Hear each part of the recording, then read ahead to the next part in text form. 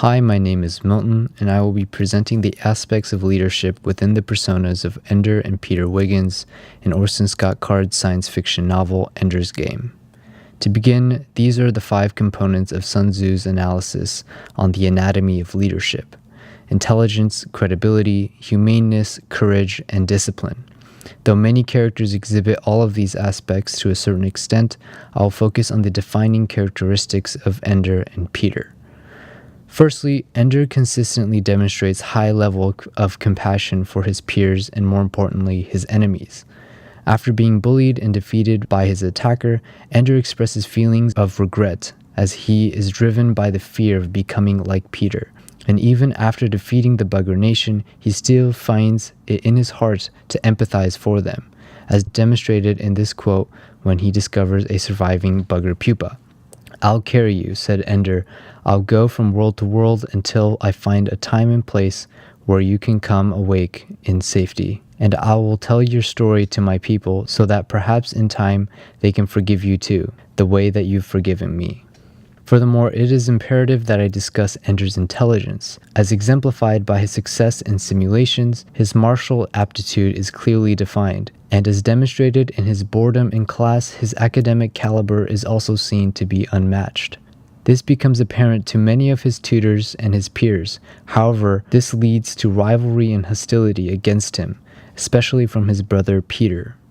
A polar opposite of Ender's compassion, Peter demonstrates an unparalleled rage and ruthlessness, even mutilating forest animals in his free time. This aspect of Peter's character can be, however, translated into discipline. He religiously follows his hatred for Ender and his striver for power. Furthermore, he uses this as a means of manipulation, as exemplified in the following excerpt. "Not a joke, a game. I can make you guys believe anything. I can make you dance around like puppets." Moreover, Peter demonstrates credibility, another aspect of leadership, to create political strife by reinventing himself as Locke. In doing so, Peter solidifies his integrity by borrowing the name of a renowned political philosopher and uses this to become the hegemon. The pseudonym Locke is an obvious allusion to John Locke, who believed in a government that operated under the pretenses of justice. Though this seems as though Peter's personality has shifted, rather he is again manipulating the people for his own selfish agenda.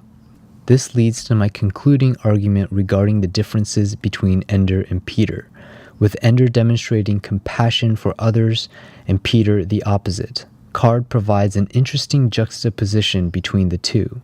Through Ender's humaneness, he is able to unify his team to defeat the Bugger Nation. However, it is Peter's ruthlessness and perceived credibility that grants rule over the remaining population. This result, however, only occurs under the premise that Ender succeeds, and this is, in the end, the message Card is conveying. Ender is clearly victimized throughout the novel, and it is Peter who comes out on top. However, Ender did not fail in his quest to unite his battalion, rather he succeeded in it with unparalleled results. In the end, though both Ender and Peter succeeded in their missions, Peter only succeeds under the facade of leadership, and Ender is revealed to be the true epitome of leadership with his ability to assimilate even with his enemies. Thank you for watching.